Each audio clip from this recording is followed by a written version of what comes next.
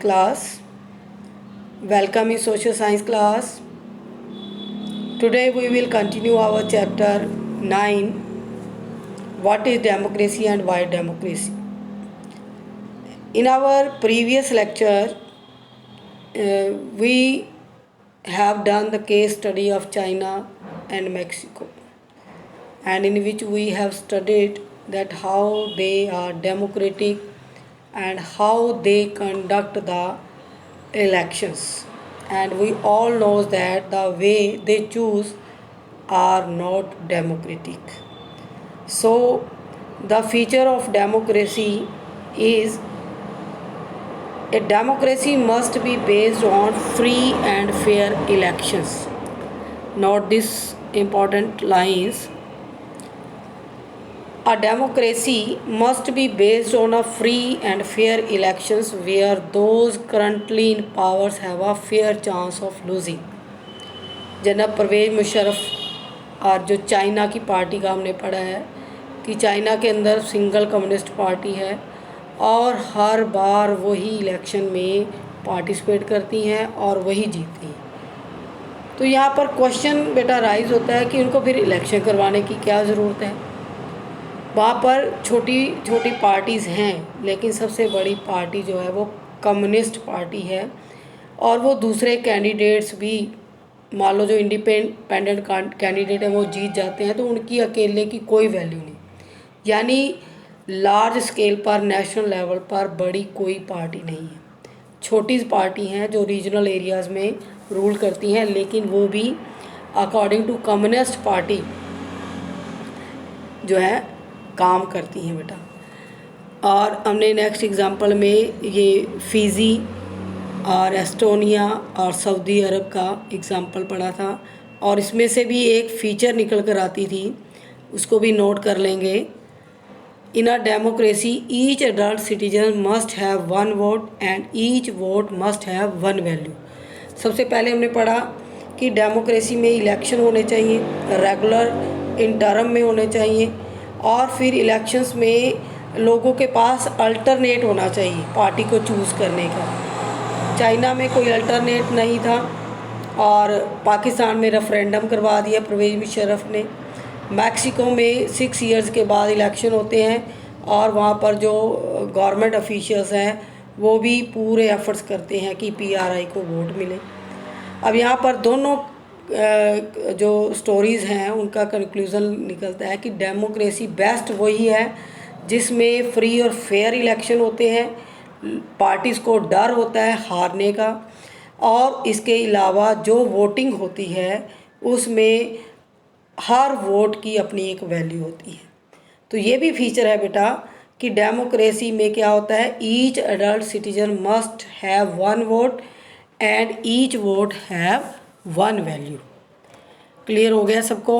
Next देखें, यहाँ पर जो ये कार्टून्स देखे ना, at last one man one vote, I like it better when I was the one man and the one vote. ठीक है, यहाँ पर उसने कहा कि मैं लाइक करता हूँ, लेकिन मेरे को ही जो सिंगल है, मैं ही एक अकेला व्यक्ति हूँ जिसको वोट डाल सकते हो आप लोग भी। आप सब हो, आप वोट डालो, लेकिन मुझे ही डालो। तो कार्टून्स जो है ये कैरिकेचर्स जो होते हैं ये क्या करते हैं, क्रिटिसाइज़ करते हैं गवर्नमेंट्स रूल को जो अकॉर्डिंग टू पीपल नहीं काम करती। नेक्स्ट जो है feature rule of law and respect for rights, इसके अंदर भी हम स्टडी करेंगे और इसकी भी एक बेस्ट फीचर निकालेंगे डेमोक्रेसी के अंदर। ओवरऑल हम लास्ट में क्या जो है कंक्लूज़न निकालते हैं कि हम किस कंट्री को डेमोक्रेटिक कंट्री बोल सकते हैं। जिन कंट्रीज़ के अंदर ये फीचर्स फॉलो हो रही हैं तो वो कंट्री क्या कहलाते हैं, एक डेमोक्रेटिक कंट्री कहलाते हैं बेटा। तो हम पढ़ेंगे next topic rule of law and respect for rights. इसमें हम केस स्टडी करेंगे जिम्बाब्वे की बेटा। Zimbabwe attend independence from white minority rule in 1980। यहाँ पर जो वाइट माइनॉरिटी थी, वाइट माइनॉरिटी यानी कि जो श्वेत रंग के लोग थे। देखो अमेरिका के अंदर हमेशा से जो गृह युद्ध रहा है किनके बीच में, वाइट और ब्लैक्स में। तो रेशियल जो है डिस्क्रिमिनेशन की वजह से वहाँ पर भी लोगों के अंदर डिससेटिस्फेक्शन रहती है और युद्ध जैसी पोजीशन बनी रहती थी। तो 1980 में जिम्बाब्वे जो है उसको इंडिपेंडेंस मिली, किससे? वाइट माइनॉरिटी से। ठीक है, नोट कर लें इसको। 1980 में Zimbabwe got independence and they free from the white minority. Minority होता है जिनकी पॉपुलेशन कम होती है बेटा, काउंटिंग में कम होती है। वहाँ पर अश्वेत लोगों के ऊपर, ब्लैक्स जो पीपल्स थे उनके ऊपर वाइट पीपल जो है वो रूल कर रहे थे, और वाइट जो थे वो माइनॉरिटी में थे। Since then the country has been ruled by ZANU PF, ये पार्टी का नाम है बेटा, जानू PF, ये जिम्बाब्वे की पार्टी है। The party that led the freedom struggle, ये पार्टी जो थी वहाँ पर हमेशा से लोगों के लिए लड़ रही थी। It's leader Robert Mugabe, underline करें इसको, ruled the country since independence. Elections were held regularly and always one by ZANU PF। वहाँ भी जो पार्टी जानू PF थी 1980 से पहले, यानी 1980 में तो उनको आज़ादी मिल गई, लेकिन जब तक वो वाइट माइनॉरिटी के अंडर थे तो वहाँ पर रॉबर्ट मुगाबे जो था वो लीड कर रहा था, लीडर था, और हमेशा वही जो है प्रेसिडेंट बनता था। और president Mugabe was popular but also used unfair practices, हमेशा वही इलेक्शन जीतता था। ऐसा कैसे पॉसिबल था? ठीक है, रेगुलर जो है वहाँ पर इलेक्शंस होते थे, वो क्या यूज़ करता था? Unfair practices. Unfair means malpractices, bad tricks, dirty tricks, fraud करता था during elections. Over the years his government change the constitution several times to increase the powers of the president. अब हमेशा से उसके पास जो है रूलिंग पावर रही है रॉबर्ट मुगाबे के पास, और उस पावर का उसने यूज़ किया और कॉन्स्टिट्यूशंस के अंदर इतने सारे अमेंडमेंट कर दिए कि उसकी पावर जो है डे बाय डे इंक्रीज़ हो रही है। और अपोजिशन क्या करी है? अपोजिशन पार्टीज़ वर्कर्स वर हरास्ड, बिल्कुल वो निराश हो चुके हैं ऐसे सिस्टम से, ऐसी गवर्नमेंट से। अपोजिशन कौन होती है? जो मेजॉरिटी प्रूव नहीं कर पाते बेटा। पार्टी जब सरकार बनती है तो हमेशा किसकी बन रही है? जानू PF की, क्योंकि वो हमेशा से ज़्यादा वोटों से जीतता है। अब यहाँ पर जो अपोजिशन पार्टीज़ और भी हैं, लेकिन उनको कभी भी सत्ता हासिल नहीं हुई, कभी भी वो पावर में नहीं आए, तो वो हमेशा डिससेटिस्फाइड रहते हैं। जो पॉलिसीज़ हैं जानू PF बनाता है या पार्लियामेंट के अंदर उनकी जो डोमिनेंस है उनको कभी भी अपोज नहीं कर पाए opposition. And they are meeting disrupted public protest और डेमोन्स्ट्रेशंस। डेमोन्स्ट्रेशंस क्या होते हैं बेटा? प्रदर्शन स्ट्राइक के रूप में करते हैं लोग, अगेंस्ट हो जाते हैं गवर्नमेंट के। और पब्लिक प्रोटेस्ट होते हैं हमेशा से, और डेमोन्स्ट्रेशंस होती हैं against the governments were declared illegal. अब रूलिंग पावर जो है उनके पास सारी पावर्स हैं, कोई भी अगर उनके जो है अगेंस्ट वॉइस रेज करता है, उनको अपोज करता है, तो उन सबको जो है क्या कर देते हैं? क्रश कर देते हैं, दबा देते हैं, और उनको इलीगल डिक्लेयर करके उन पे एक्शन लिया जाता है। There was a law that limited the right to criticise the president. There was a law, वो क्या कहते हैं कि एक कानून होना चाहिए जो प्रेसिडेंट की पावर्स को लिमिटेड कर सके। Television radio were controlled by the government and gave only ruling parties versions. अब इसको अपोज और इनके ऊपर जो है पाबंदी कौन लगाएगा? कोई नहीं लगा सकता, क्योंकि all powers were merged in the single party जानू PF। अब टेलीविज़न और रेडियो दोनों क्या हैं? सोर्सेज ऑफ, जो दोनों सोर्सेज हैं पब्लिक को ये क्या बताते हैं? रियलिटी। अब इनके ऊपर भी जो रूलिंग पार्टी है वो अपना कंट्रोल करके रखती है, उनको इतनी परमिशन नहीं है कि वो कुछ भी न्यूज़ हाईलाइट कर सकें against the party. There were independent newspaper, वहाँ पर जो न्यूज़पेपर हैं इंडिपेंडेंट है, but the government harassed those journalists who went against it. कोई भी पत्रकार जर्नलिस्ट उनके अगेंस्ट, अगर पार्टी के अगेंस्ट और उनके लॉज के अगेंस्ट कुछ भी न्यूज़ प्रिंट करता है तो उसके विरुद्ध, उस जर्नलिस्ट के विरुद्ध सरकार जो है बहुत ही ज़्यादा जो है उसको कठोरता से लेती है, ठीक है, यानी उन पे एक्शन लिया जाता है। Government ignored some court judgements that went against it. Even की जो जुडिशरी है वो भी इंडिपेंडेंट नहीं है बेटा। हमारे कंट्री में जुडिशरी फुल्ली इंडिपेंडेंट है, वो लेजिस्लेचर या एग्जीक्यूटिव के कंट्रोल में नहीं है, यानी कि उसका कोई प्रेशर नहीं है। और यहाँ पर जो जज हैं वो भी पार्टी के अकॉर्डिंग काम करते हैं, उनकी जजमेंट को भी रोक दिया जाता है। He was forced out of office in 2017। ठीक है, इतना ज़्यादा जो जजेस हैं प्रेशराइज रहते हैं और उनको अपना ऑफिस यानी उनको अपनी पद भी छोड़ने के लिए पार्टी मजबूर कर देती है। Example of Zimbabwe shows that popular approval of the ruler is necessary in a democracy. इस एग्जाम्पल से हमें क्या पता चलता है कि जो रूलर्स हैं डेमोक्रेसी के अंदर, जो शासक हैं, उनके पास जो अप्रूवल है, but it is not sufficient.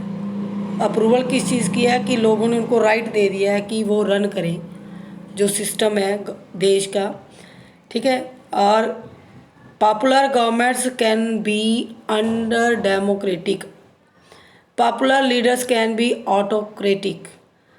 अब पावर के ऊपर कोई भी जो अंकुश नहीं लगा रहा जिम्बाब्वे के अंदर, यानी हमारे देश में जो लीडर्स हैं उनको पावर्स दी हुई हैं काम करने के लिए, फंक्शन करने के लिए, बट वो पावर भी चेक होती हैं पार्लियामेंट के द्वारा, जुडिशरी के द्वारा। या जुडिशरी ही अंडर कंट्रोल है सिंगल पार्टी जानू पीएफ के, वो कुछ नहीं कर रहे तो वो क्या करेंगे, जो गवर्नमेंट है वो अनडेमोक्रेटिक हो जाएगी। और जो पॉपुलर लीडर्स हैं वो ऑटोक्रेटिक भी हो सकते हैं, यानी कि वो डिक्टेटर भी बन सकते हैं, क्योंकि उनके ऊपर कोई भी जो है बैरियर नहीं है, कोई भी प्रेशर नहीं है। They fully run according to their will, they use their power for selfishness and adopt the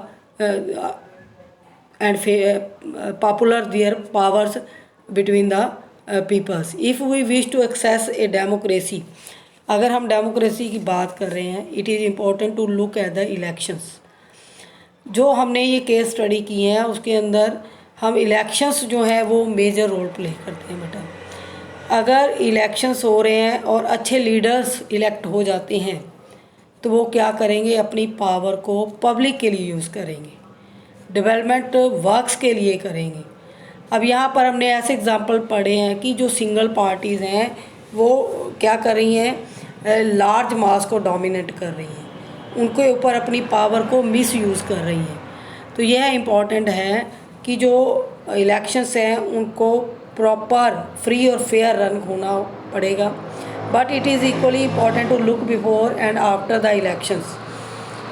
और इलेक्शन के बाद और इलेक्शन से पहले जो भी है सिस्टम प्रोसीजर है उसके लिए एक अलग से डिपार्टमेंट बनाना पड़ेगा, जैसे हमारे यहाँ इलेक्शन कमीशन है बेटा। There should be sufficient room for normal political activity including political oppositions, यानी कि रूलिंग पार्टी और अपोजिशन पार्टी दोनों की ही जो है पावर के अंदर इम्पोर्टेंस होनी चाहिए। कॉन्स्टिट्यूशन के अंदर दोनों के लिए अलग अलग रूल्स और लॉज होने चाहिए, ठीक है, पावर्स होनी चाहिए।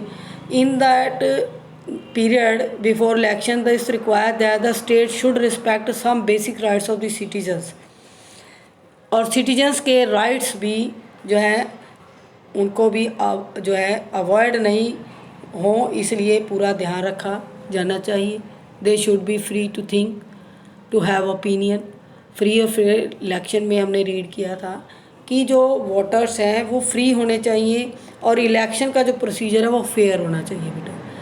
यहाँ पर लोग किस बिहाफ पर फ्री होने चाहिए, they should be free to think and have their own opinion, they choose representative according to their will. To form association, उनको फ्रीडम होनी चाहिए, एसोसिएशन यानी कि कोई भी सोसाइटी सभा बनाने की, और प्रोटेस्ट करने की भी उनको पूरी लिबर्टी होनी चाहिए, और टेक अदर पॉलिटिकल एक्शंस। ठीक है, वो पॉलिटिकल एक्शंस यानी जो लीडर उन्होंने चूज़ किए हैं उनके ऊपर भी वो उनको पॉइंट आउट करने की पावर मिलनी चाहिए। Everyone should be equal in the eyes of law. These rights must be protected by an independent judiciary whose orders are obeyed by the everyone। अब ये सब पॉसिबल सिटीजन्स के राइट्स हैं, fundamental जो राइट्स हैं, duties हैं, इनको implement कौन करवा सकता है? जुडिशरी। क्योंकि जुडिशरी क्या करती है? जो रूल्स लेजिस्लेचर बनाती है उसको इंटरप्रेट करती है। अब जुडिशरी जो है उसका इंडिपेंडेंट होना कंपल्सरी है। If we want a success democracy, there are some rules where the judiciary, legislature, executive has the powers and they implement the rules and they make the laws and they interpret the laws। We shall read more about these rights in chapter 5। अब इनके बारे में हम chapter 5 में discuss करेंगे। Similarly, there are some conditions that apply to the way of government is a run after the elections। कुछ conditions होनी चाहिए जो गवर्नमेंट के ऊपर अप्लाई हों, जो इलेक्शन वन करके आए हैं, जीत कर आए हैं, कि वो किस के अकॉर्डिंग कैसे वो काम कर सकते हैं। Democratic government can not do what ever it likes. Democratic government को इतना राइट नहीं होना चाहिए कि वो जैसे मर्जी काम करें। वो according to the will of the people they have to do all works. Simply because ये क्या है? Whatever it like, simply because it has won an election and has to respect some basic rules. In particular it has to respect some guarantees to the minorities। every major decision has to go through a series of consultations। अब यहाँ पर जो party win होती है उस party के लिए कुछ रूल्स होने चाहिए, उनको जो है प्रॉमिस करना पड़ेगा और कॉन्स्टिट्यूशन के अकॉर्डिंग काम करना पड़ेगा। माइनॉरिटीज़ को भी वो अनअवॉइड नहीं कर सकते और डिसीजंस जो हैं वो सलाह मशवरे से, ठीक है, डिबेट के द्वारा ले सकें। ऐसे कुछ रूल्स कौन बनाएगा बेटा? एवरी ऑफिस जो है bearer has certain rights and responsibilities assigned by the constitution and the laws. जितनी भी रिस्पॉन्सिबिलिटीज़ हैं जो गवर्नमेंट इलेक्ट होती है उसको रिस्पॉन्सिबिलिटीज़ ही जो है करनी पड़ती हैं कंप्लीट बेटा, क्योंकि वो सिर्फ पावर को एंजॉय करने के लिए नहीं बैठे कि जाओ और सत्ता में बैठो और एंजॉय करो। उनके ऊपर बहुत सारी रिस्पॉन्सिबिलिटीज़ होती हैं। अब उन रिस्पॉन्सिबिलिटीज़ को जो है प्रॉमिस के थ्रू निभाएंगे तो ये कर, इसलिए उनको इलेक्ट किया जाता है। और कॉन्स्टिट्यूशन जो है, जो लॉ कॉन्स्टिट्यूशन के अंदर बने हुए हैं वो ऐसी ऑथ लेते हैं जब इलेक्शन के लिए वो जो है खड़े होते हैं, और जब इलेक्शन जीत जाते हैं तो उन ऑस के अकॉर्डिंग जो है, उन शब्दों के अकॉर्डिंग वो काम करते हैं। Each of these accountable not only to the people, वो लोगों के लिए ही अकाउंटेबल क्या होता है बेटा? रिस्पॉन्सिबल। ना ही तो वो लोगों के लिए रिस्पॉन्सिबल होते हैं but also to other independent officials. और जो अधिकारी हैं, जो अपॉइंटेड हैं, नॉट इलेक्टेड हैं, उनको भी सिस्टमेटिकली काम करना पड़ता है। चैप्टर 4 में डिस्कस करेंगे। Both these aspect give us to the fourth और final feature of democracy. A democratic government rules within limits set by constitutional law and citizens' rights। कोई भी डेमोक्रेटिक गवर्नमेंट है उसको क्या फॉलो करना पड़ेगा बेटा? Constitutional law and protect the citizens right. In conditions को उनको फॉलो ही करना पड़ेगा। अब कह दिया कि कंडीशंस वो मानेंगे, ठीक है, तो क्या ये पॉसिबल होता है कि वो सत्ता में आ जाएं और वो अपनी पावर को मिसयूज़ ना करें? तो इसके एक प्रॉपर चेकिंग होनी चाहिए बेटा। उनके ऊपर भी कुछ ऐसा होना चाहिए जो उनको कंट्रोल करता रहे, उनको चेक करता रहे बेटा। तो नेक्स्ट टॉपिक हम देखेंगे इसके अंदर जो ये डेफिनेशन निकली है कि जो डेमोक्रेटिक कंट्री हैं वो उनके पावर्स के ऊपर लिमिट होनी चाहिए। तो क्या डेफिनेशन जो इसका आउटकम आता है, democracy is a form of government in which the rulers are elected by the peoples. We found that this definition was not adequate. यहाँ पर जो डेफिनेशन आई है कि जो रूलर्स हैं वो लोगों द्वारा चुने जाएं। अब लोगों ने उनको इलेक्ट कर लिया, अब वो पावर का मिस यूज़ ना करें, ये कौन चेक करेगा बेटा। We found that this definition was not adequate unless we explained some of the key words used in it. Through a series of examples, we worked out 4 features of democracy as a form of government. Accordingly, democracy is a form of government. अब जो 4 features हमने पढ़ी हैं उनको फिर explain किया गया है। Rulers elected by people and take all the major decisions. Second features, elections offer a choice and fair opportunity to the peoples to change the current rulers, यानी कि उनके पास अल्टरनेट होना चाहिए। पॉलिटिकल पार्टीज़ जो हैं बहुत सारी होनी चाहिए, मल्टी पार्टी सिस्टम होना चाहिए ताकि लोग अपनी चॉइस से किसी भी पार्टी को इलेक्ट कर सकें। थर्ड है, this choice has and opportunities available to all the people to an equal basis. सबको इक्वल बेसिस पर, यानी कि जैसे हमने फिजी का, एस्टोनिया का एग्जांपल पढ़ा कि वहाँ के जो नेटिव्स हैं, मूल निवासी हैं, उनको ही जो है राइट है वोट कास्ट करने का, ठीक है। और सऊदी अरब में जो है वुमेंस वो वोट ही नहीं डाल सकती। तो यहाँ पर फीचर के अंदर डेमोक्रेसी की क्या होना चाहिए कि पीपल जो हैं इक्वल बेसिस पर। हमारी कंट्री में सिर्फ क्या है, universal adult franchise, age 18 years होनी चाहिए और अबव। तो सबको राइट टू वोट है, चाहे वो वुमेन है, चाहे मैन है, चाहे रिच है, चाहे पुअर है, ब्लैक है, वाइट है, लोअर कास्ट से है, अपर कास्ट से है, डजेंट मैटर। सबको क्या है, इक्वल अपॉर्चुनिटी है। They can cast their vote free and fair. Voting system is held in the India. The exercise of this choice leads to a government limited by basic rules of the constitution and citizens right। अब जो lead कर रहे हैं, यानी कि government के जो leaders हैं जिन्होंने मिलकर गवर्नमेंट बनाई है, उनके पावर के ऊपर लिमिटेशन होनी चाहिए और वो रूल्स करें, अपने रूल को अकॉर्डिंग टू किसके रन करें, कॉन्स्टिट्यूशन के, और जो सिटीजन्स राइट है उनको भी वो प्रोटेक्ट करें। अगर ये सारी फीचर्स किसी भी कंट्री के अंदर पाई जाती हैं, then this country we can say this country is democratic country. ये जो चेक योर प्रोग्रेस है, इसको हम डाउट क्लास में करेंगे बेटा डिस्कस। नेक्स्ट है हमारा टॉपिक वाई डेमोक्रेसी। अब फिर दोबारा से वही सब बातें जो हमने फीचर्स पढ़ी हैं वो बन जाएंगी मेरिट्स और डीमेरिट्स। इसमें कंपैरिजन जो है हम नेक्स्ट वीडियो में करेंगे बेटा। Till then good bye.